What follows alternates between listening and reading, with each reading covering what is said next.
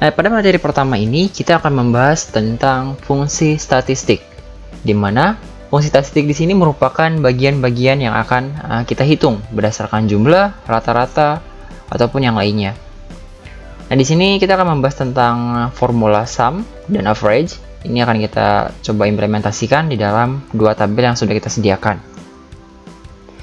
Di dalam tabel yang pertama, di sana ada nama barang, kemudian ada harga juga. Di samping kanan ada nama, kemudian ada nilai. Nah, ini dua perbedaan yang cukup signifikan ya. Dimana kalau urusan harga di sini berarti ada jenis mata uangnya atau jenis nominalnya itu berapa.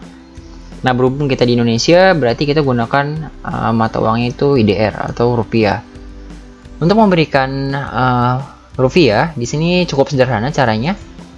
Kita blok bagian harga atau sampai ke bawah ya, karena jumlah pasti merupakan IDR rupiah juga, harga rata-rata pasti rupiah juga, dan sampai seterusnya.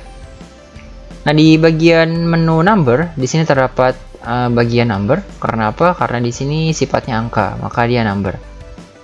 Oke, di sini sudah ada ketentuannya, currency dan accounting, sudah Rp ya, sudah rupiah. Tapi ini jangan kita gunakan karena ini merupakan frequently used atau yang sering digunakan. Kita pilih yang more number format biar kalian lebih tahu konsep penggunaannya. Oke, tadi kita bisa pilih dua, currency dan accounting. Oke, di sini ada currency dan accounting. Di sini bisa terlihat perbedaannya. Kalau di currency dia bisa negatif. Kalau accounting, karena ini sistemnya perhitungan, maka dia tidak bisa negatif. Pasti nanti kalau dikurang ya dia nggak akan bisa negatif. Berbeda dengan currency. Oke, kita gunakan accounting saja karena kita merupakan sistem perhitungan. Di sini terdapat simbol. Nah, ini yang perlu kita cari. Di sini sudah ada Rp. Kalau misalkan nggak ada, bisa cari ke bawah ya. Yang bagian R, kita bisa sesuaikan. Berhubung di paling atas sudah ada, bisa kita pilih Rp. Maka sampelnya akan berubah menjadi rupiah. Kita tentukan beberapa angka di belakang koma. Untuk contoh, rupiah itu biasanya ada dua angka di belakang koma. Kita oke, maka secara keseluruhan akan berubah menjadi rupiah.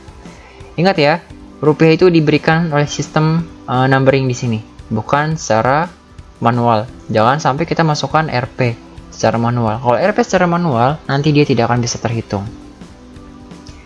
Oke, langkah pertama, di sini terdapat jumlah. Untuk jumlah berarti kita menjumlahkan dari harga barang pertama sampai barang ke-7. Kita bisa gunakan fungsi statistik biasa atau fungsi aritmatika. Yang pertama, plus, tambah, plus, dan seterusnya. Ini bisa ya, kita gunakan tanda-tanda plus, cuman ini sedikit kurang tidak efektif. Karena kita harus mengklik satu-satu per bagian sampai 7 kolom.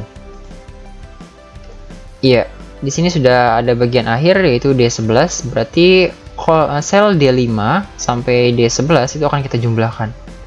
Kita lihat hasilnya. Untuk jumlahnya itu 1.080.000. Ini menggunakan aritmatika penjumlahan biasa.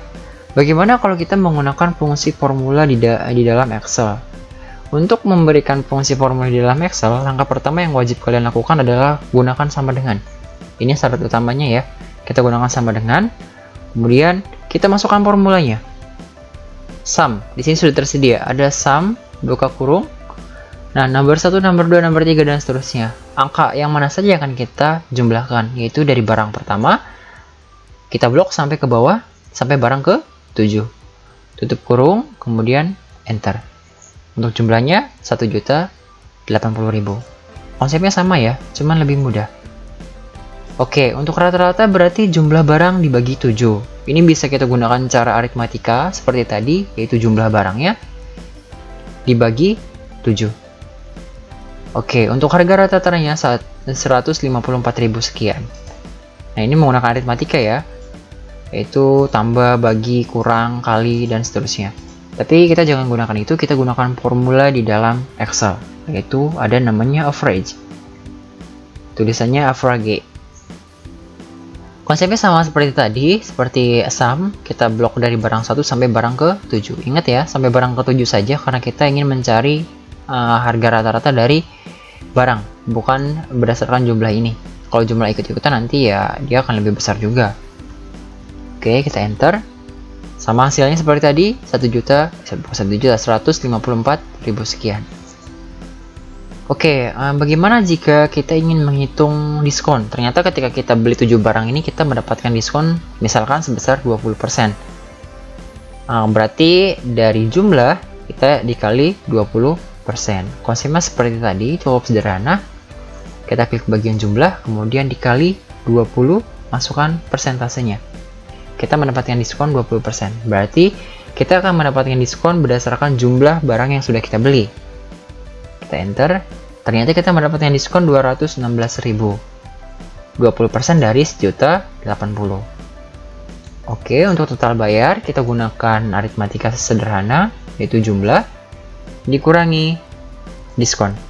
Berarti yang perlu kita bayar adalah sebesar Rp864.000.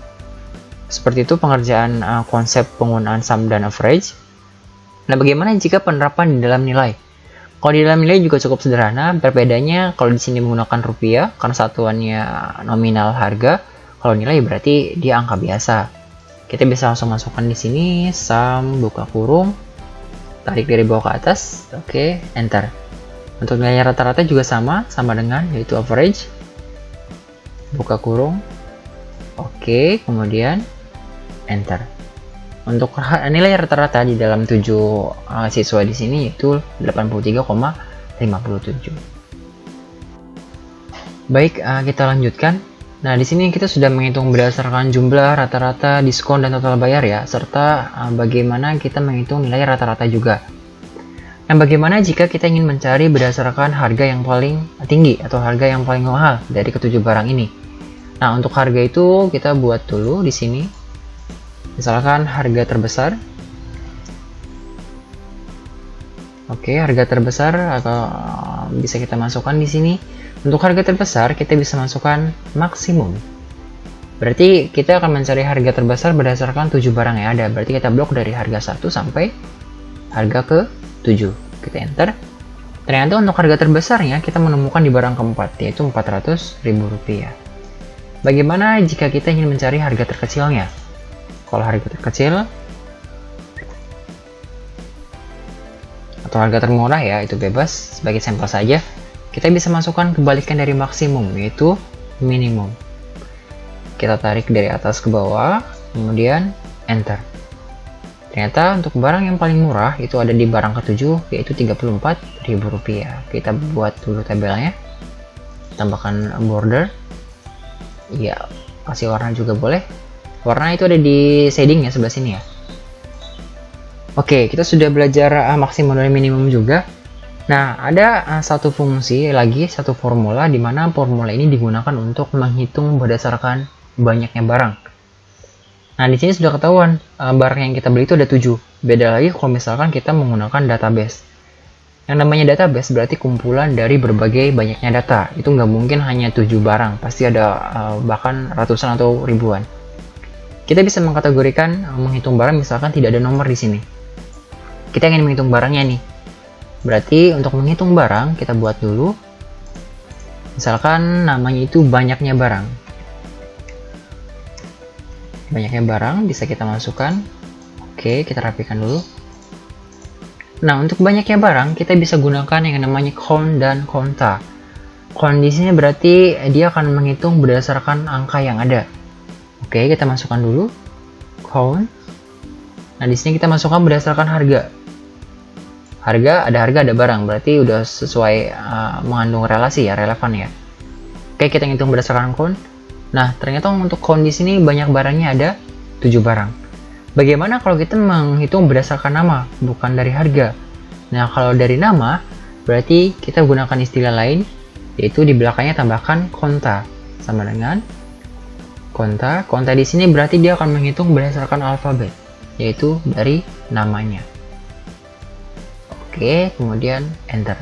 Hasilnya sama, tergantung kebutuhan saja ya. Ini hanya membedakan fungsi pengambilannya saja. Kalau kalian mengambil berdasarkan harga, berarti gunakan count. Kalau mengambil berdasarkan dari nama atau dari alfabet, kita gunakan conta. Oke, seperti itu ya untuk penjelasannya. Mungkin cukup sampai sekian pembahasan kita dari fungsi statistik di sini. Ini yang paling umum yang sering sekali digunakan, yaitu ada sum, average, max, min, kemudian dan count atau konta juga. Ini yang paling umum digunakan. Formulanya cukup sederhana, kalian bisa gunakan sama dengan, kemudian masukkan formulanya. Sum, max, min, average, dan lain sebagainya.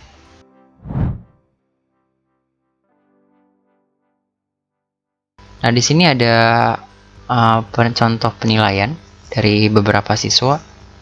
Nah, di sini menyatakan sebuah keterangan, di mana yang pertama yaitu ada fungsi logika tunggal atau if tunggal.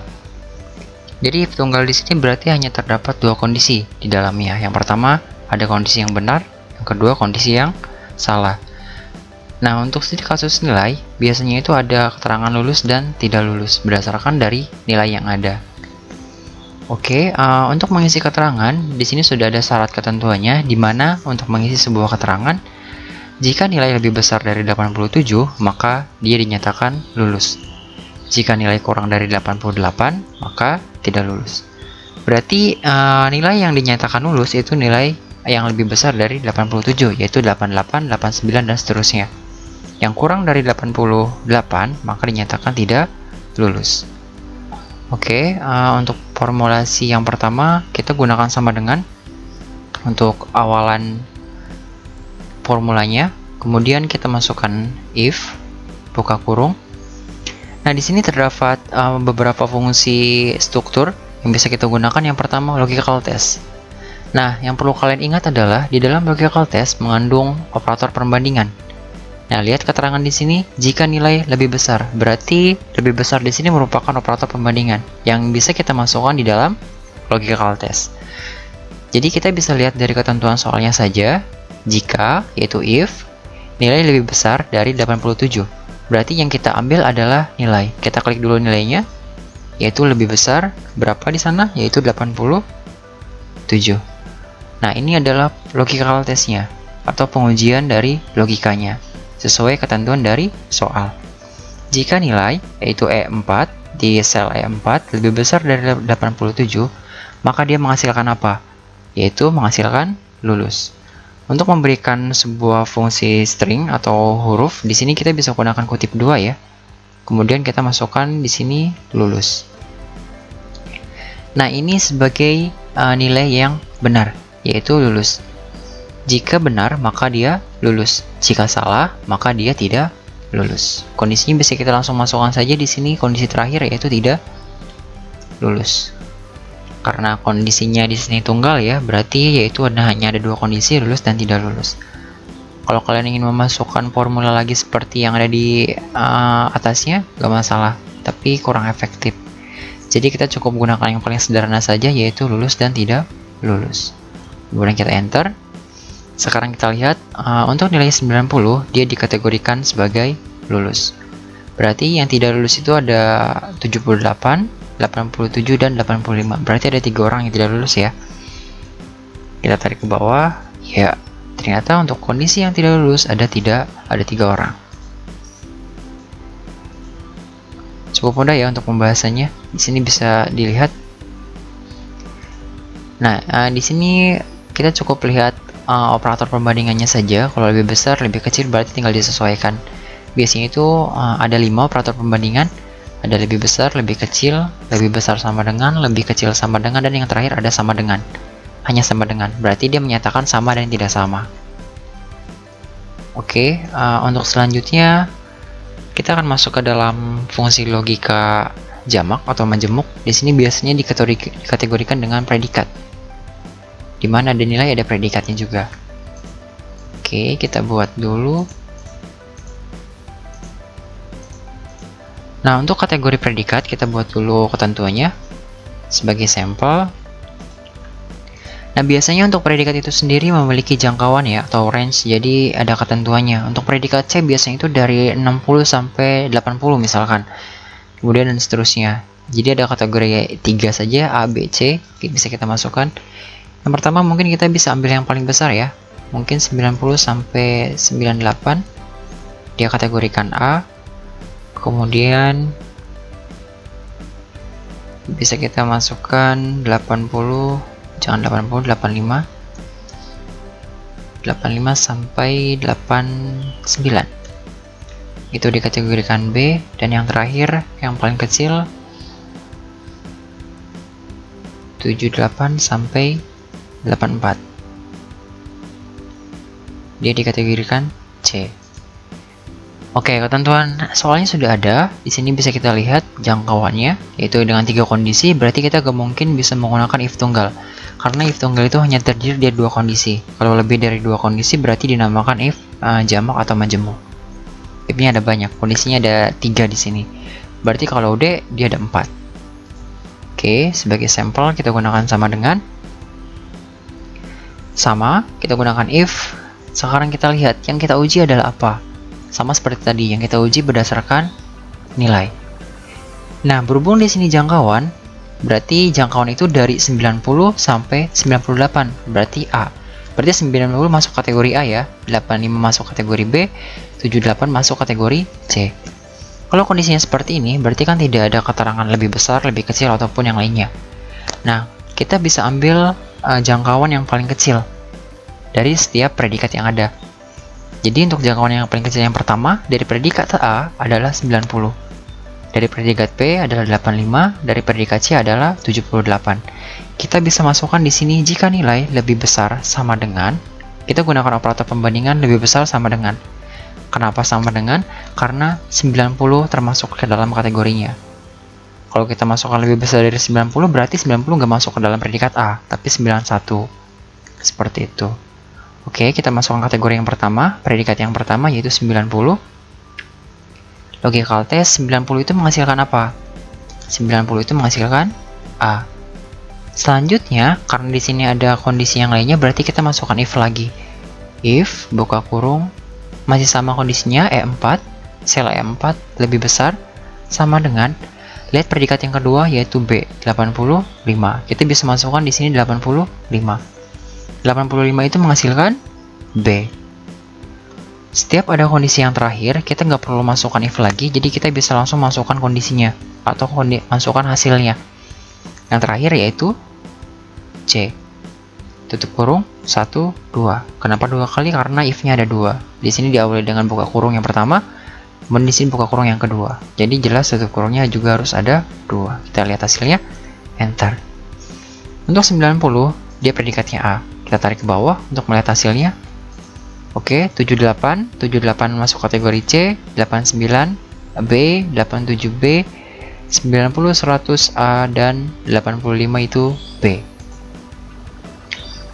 Oke, cukup mudah ya untuk melihat suatu predikat. Berarti kita bisa lihat kalau kondisinya ada 3, berarti if-nya ada 2. Kalau kondisinya ada 4, berarti if-nya ada 3 nanti.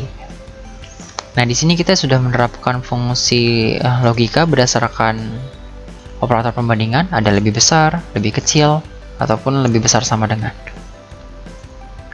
Nah, bagaimana jika kita masuk ke dalam kondisi menggunakan operator sama dengan? Sebagai contoh, di sini ada contoh produk misalkan.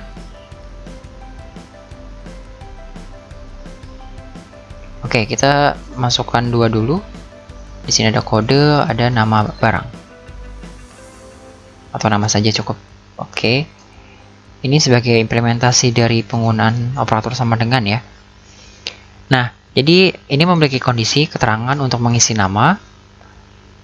Jadi jika AP itu apel, jika AG itu anggur. Oke, kita langsung implementasi ke dalam penggunaan fungsi logikanya. Yang pertama, kita harus masukkan dulu sama dengan, kemudian if buka kurung. Nah, di sini terdapat logical test. Jadi apa yang kita uji di sini? Yang kita uji adalah bagian kodenya untuk melihat hasilnya itu apa. Karena di sini tidak ada keterangan lebih besar lebih kecil, maka secara otomatis kita gunakan sama dengan. Kita gunakan sama dengan untuk menyatakan dia sama atau tidak sama. Nah, di sini kodenya itu apa?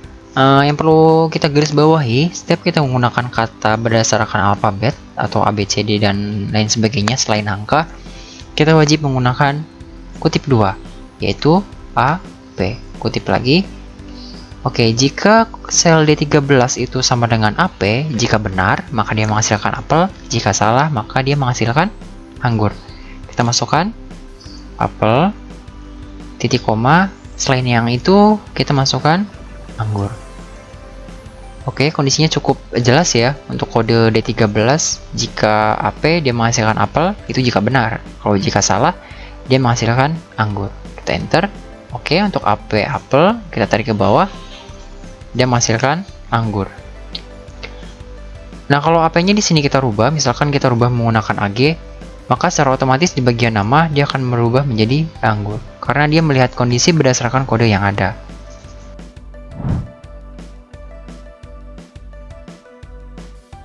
Pada pembahasan kita kali ini, kita akan membahas tentang fungsi string, di mana fungsi string ini memiliki beberapa kondisi untuk mengambil sebuah karakter. Nah, di sini sudah ada satu kalimat, yaitu Indonesia.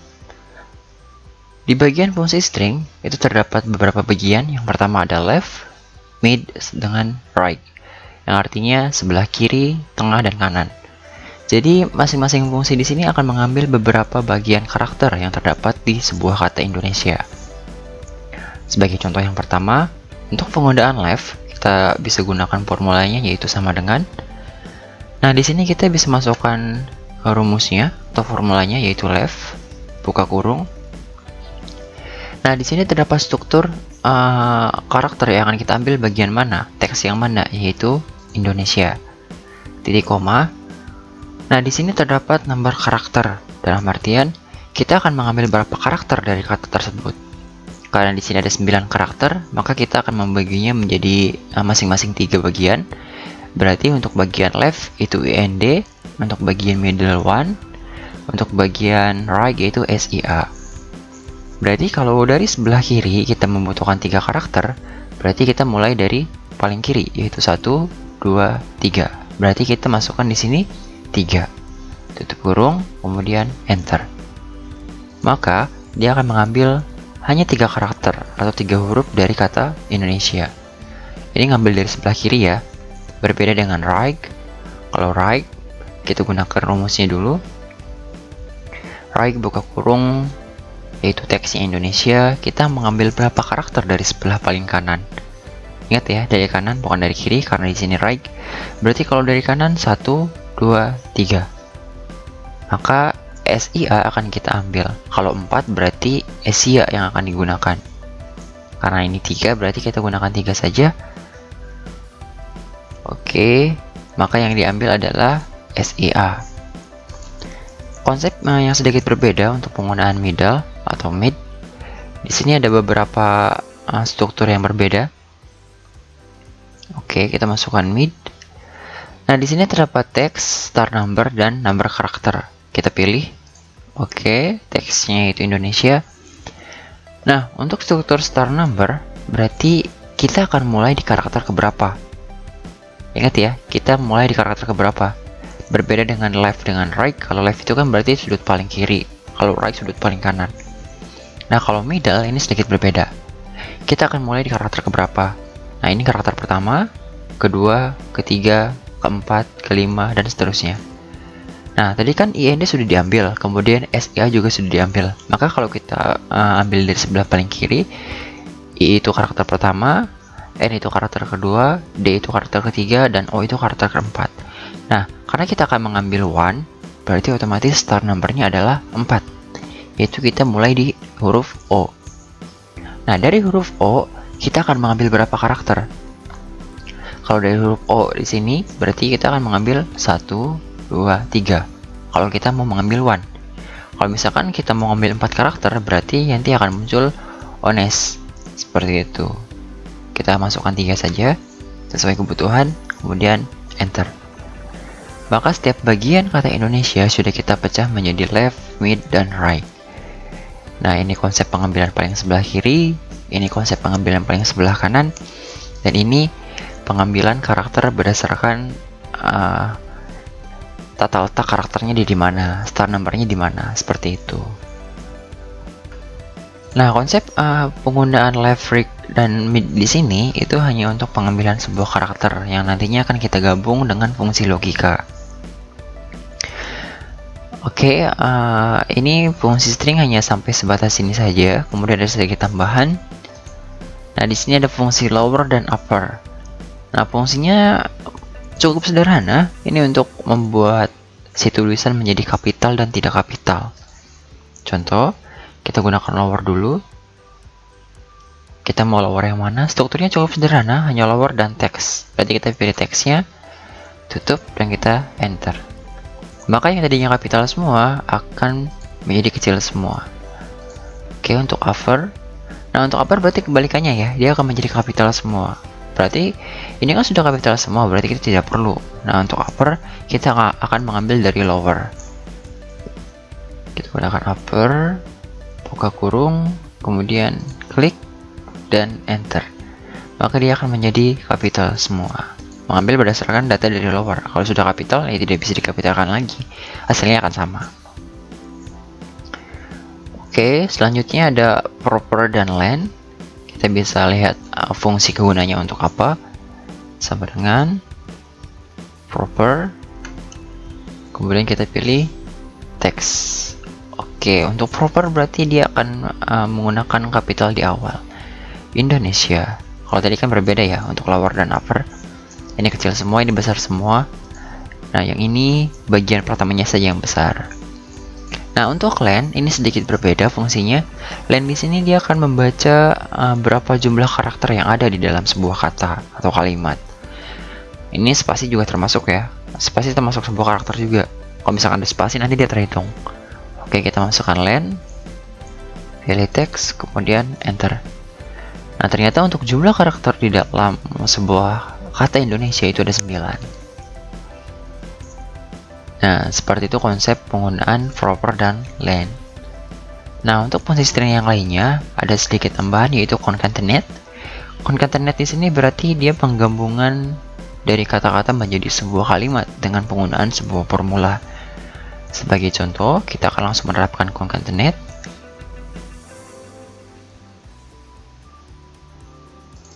Oke, concatenate, buka kurung. Di sini ada teks 1, kita pilih titik koma, teks yang kedua, titik koma, teks yang ketiga, titik koma, teks yang keempat. Kemudian tutup kurung dan enter. Nah, maka masing-masing kata yang sudah kita pilih tadi dia akan menjadi satu kesatuan. Nah, kalau misalkan di sini kita butuh spasi, kita tinggal tambahkan spasi saja di masing-masing bagiannya. Oke, seperti itu. Titik koma, kemudian di bagian B-nya juga, dan di bagian C5.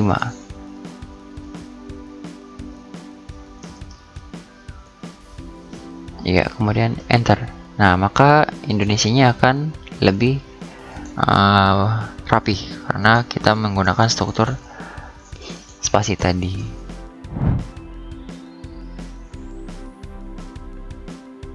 Pada pembahasan kita kali ini, kita akan masuk ke dalam pembahasan yang lebih dalam lagi dari penggunaan fungsi string.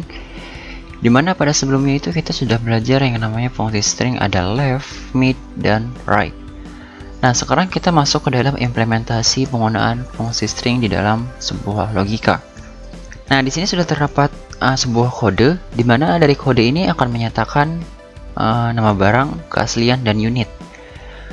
Nah, ini cukup sedikit lebih kompleks untuk membahasanya, jadi perlu dipahami dengan sangat baik ya. Nah, untuk nama barang, kita akan mengambil kode berdasarkan kode yang pertama. Ada K, P, dan L. Dimana K itu merupakan komputer, P itu printer, dan L itu adalah laptop.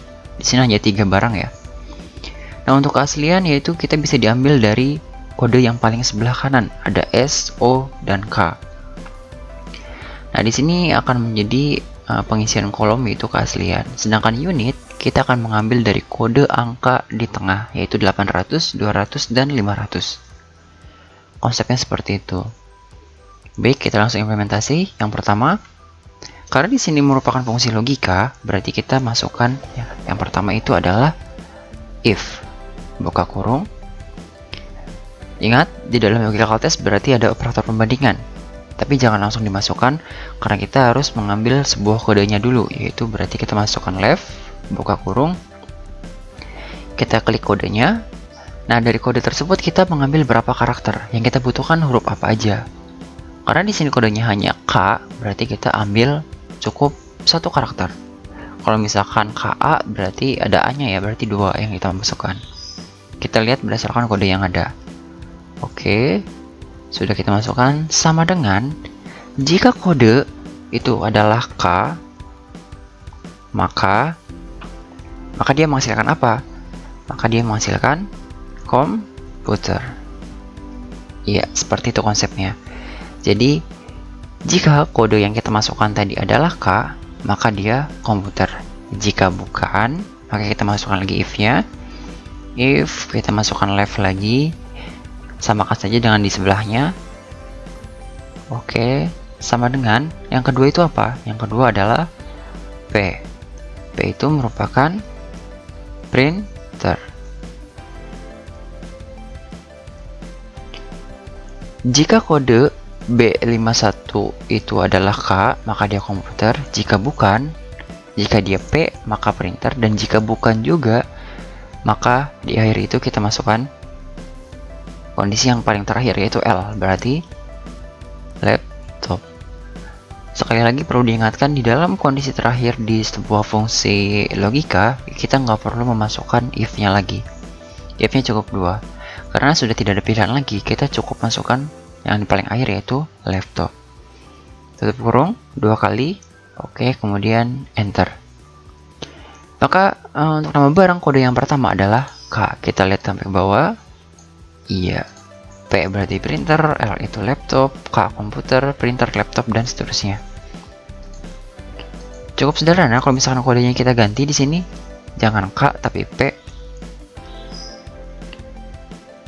Maka dia secara otomatis akan berubah kondisi karena kita merubah strukturnya tadi seperti itu. Oke, kita rubah juga ke K lagi. Ya. Nah, untuk keaslian sama seperti ini nama barang, cuman berarti bukan menggunakan left tapi menggunakan right. Kita langsung implementasi. If sama dengan, kita masukkan dulu rumusnya. Right, kita ambil, kemudian kita mengambil berapa karakter dari paling sebelah kanan. Yang kita butuhkan adalah 1 karakter, yaitu hanya S. Berarti cukup di sini kita masukkan 1 karakter. Sama dengan kode yang pertama adalah S. S itu menghasilkan, kita anggap saja super. Oke, titik koma. Jika kode yang pertama itu adalah S, maka dia menghasilkan super. Jika bukan, kita masukkan if-nya lagi. Right, kemudian kita ambil B5, masukkan 1, sama dengan yang kedua ada O. Itu O ya, bukan 0. O, jangan lupa kutip. O, kemudian kita anggap saja ini original.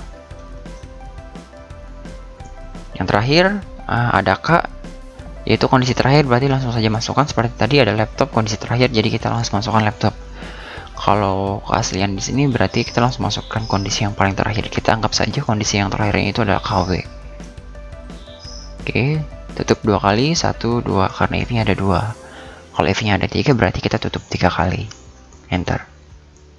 Oke, untuk S berarti menghasilkan super. Kita tarik ke bawah. Ya, seperti itu. Ada KW, yaitu ada 3. Original 2, super juga 2. Seperti itu konsepnya. Hampir sama ya, cuman rubah bagiannya aja. Di sini ada left. Kalau yang satunya dia menggunakan right karena kodenya ada di sebelah kanan. Nah, untuk unit di sini sedikit berbeda. Jadi ini cukup lebih kompleks ya karena kita gunakan middle. Kita tahu sendiri kalau middle itu ada karakter keberapa pas mulainya. Kemudian kita mengambil berapa karakter dari hal tersebut. Oke, kita masukkan if dulu, buka kurung, kemudian middle. Kita ambil teksnya yaitu kode, titik koma, start number. Kita akan memulai dari karakter keberapa? Karena K sudah digunakan, berarti kita mulai di karakter kedua, yaitu di 8, angka 8. Oke, dari angka 8 kita perlu mengambil berapa karakter dari sana? Karena kita membutuhkan 3, yaitu 800, berarti kita ambil 800. Seperti itu, kita ambil 800, berarti kita masukkan di sini 3, tutup kurung, sama dengan yaitu 800. Ingat teman-teman, ini yang perlu menjadi catatan, dimana kalau kita menggunakan sebuah huruf atau kalimat, maka kita wajib menggunakan kutip dua. Berbeda dengan satuannya jika itu merupakan sebuah bilangan real atau bilangan yang memang dikhususkan untuk perhitungan. Nah, dilihat di sini ada angka 800, bukan berarti dia merupakan sebuah angka. Kita lihat kodenya. Kodenya sudah ada gabungan huruf dan angka. Berarti angka di sini bukan berarti sebagai bilangan yang bisa kita jumlahkan lagi, tapi tidak bisa. Ini merupakan sebuah kesatuan yang dimana dia dinamakan sebagai tipe data string. Jadi 800 DC tidak bisa dihitung ya. Berarti kita wajib menggunakan kutip 2. Oke, jika kode yang tengahnya itu 800, maka dia menghasilkan unitnya itu misalkan apa ya untuk 800? Misalkan di sini visi untuk 800. Nah, untuk kondisi selanjutnya kita masukkan if sama, kita ikuti saja middle yaitu B5, 2 dan 3. Jika dia kondisi yang kedua itu 200. Oke, untuk 200 berarti kita masukkan laptop. Berarti untuk laptop kita anggap saja sebagai unitnya portable. Kondisi yang terakhir ada 500. Kita tidak perlu masukkan lagi if-nya, kita langsung masukkan saja kondisinya. Untuk 500 itu menghasilkan tambahan yang lain, misalkan kondisinya itu personal. Untuk unitnya ya kita anggap saja seperti itu. Tutup 2 kali, kemudian enter. Oke, untuk 800 itu visi, unitnya kita tarik ke bawah. Ya, untuk printer portable, untuk laptop itu personal. Ya, laptop personal, dan K komputer berarti PC. Kondisinya seperti itu ya. Jadi kita mengambil berdasarkan kode angka yang ada. Jika kodenya 800, maka dia PC. Kalau kodenya 200, dia portable. Kalau kodenya selain yang di 2 ini, maka dia personal. Seperti itu. Oke, kita rapikan dulu, ketengahkan. Ya, jadi untuk konsep penggunaan fungsi string yaitu seperti itu ya. Fungsi string di dalam sebuah logika. Ini akan menjadi sulit kalau tidak paham konsep dasarnya seperti apa. Ingat, di dalam logical test wajib mengandung operator perbandingan. Yang dibandingkan adalah sama dan tidak sama, berarti digunakan sama dengan. Nah, di sini kita mengambil karakter berdasarkan kode yang ada, yaitu left. Tergantung studi kasus yang digunakan. Kalau misalkan left berarti kita gunakan left. Kalau dia ada di kanan berarti gunakan right. Kalau di tengah berarti gunakan middle.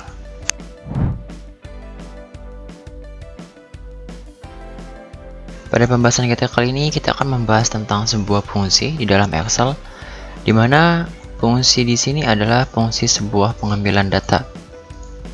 Nah, di dalam Excel terdapat 2 jenis pengambilan data, itu dinamakan lookup ya.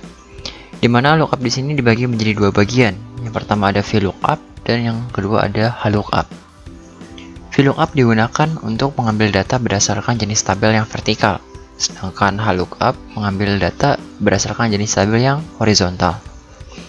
Untuk menentukan tabel vertikal dan horizontal, kalian perlu melihat isian di dalam datanya. Sebagai contoh, di sini sudah ada 3 tabel. Tabel yang kuning, yang ini merupakan tabel utama yang perlu kita isi dengan mengambil data dari tabel-tabel yang ada di bawahnya. Tabel yang kedua, perhatikan di sini isian datanya ada ke bawah. Nama ke bawah, NPM ke bawah, dan seterusnya. Maka jika datanya ke bawah seperti ini, dia dinamakan sebagai tabel vertikal. Berbeda dengan yang di sampingnya, isian datanya ke samping, maka dia dikatakan sebagai tabel horizontal. Berarti kita tinggal melihat berdasarkan kebutuhan yang ada. Di sini merupakan identitasnya, dan yang bagian sebelah kanan merupakan nilai-nilainya. Oke, yang pertama, di sini ada tabel utama yang perlu kita isi. Nah, sebagai kata kunci di sana terdapat sebuah kolom nama. Nah, itu menjadi acuannya. Jadi harus ada sebuah kode di mana kode tersebut menjadi acuan antara tabel utama, tabel bantu, dan lain sebagainya. Nah, untuk kolom yang pertama, NPM, di sini kolomnya masih kosong, perlu kita isi dengan mengambil data yang ada di tabel bantu bagian bawah.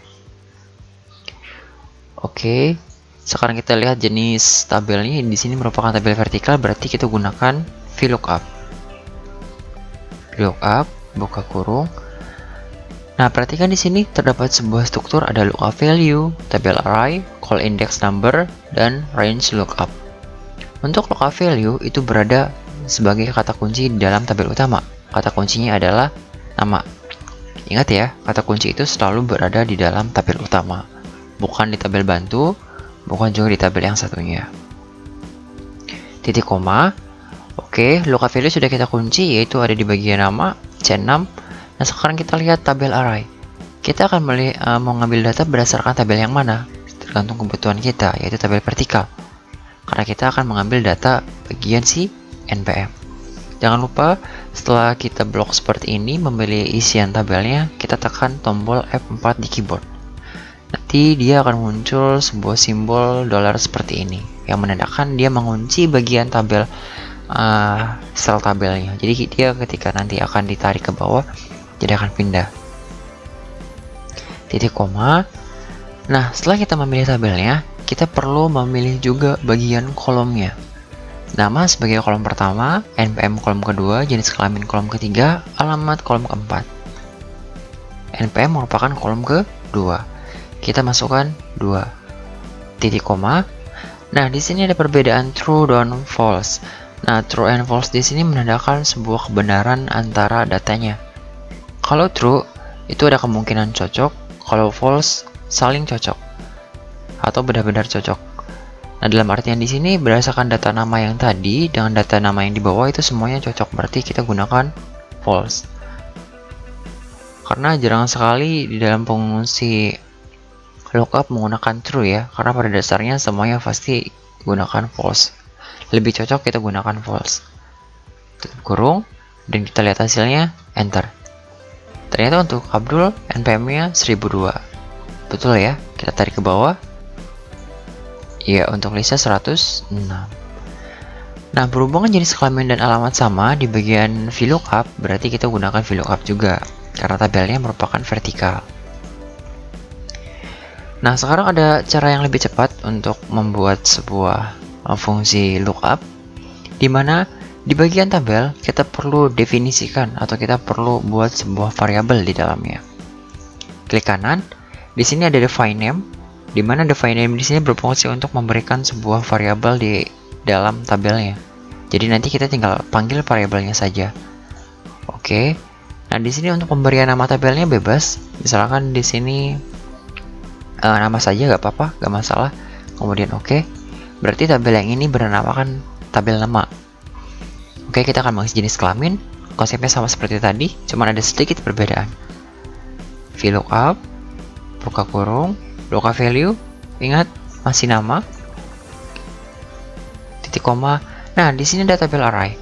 Tabel array tadi kan kita memblok bagian tabelnya ya. Nah, sekarang karena kita sudah memberikan nama di dalam nama tabelnya, berarti kita tinggal panggil namanya saja, yaitu nama.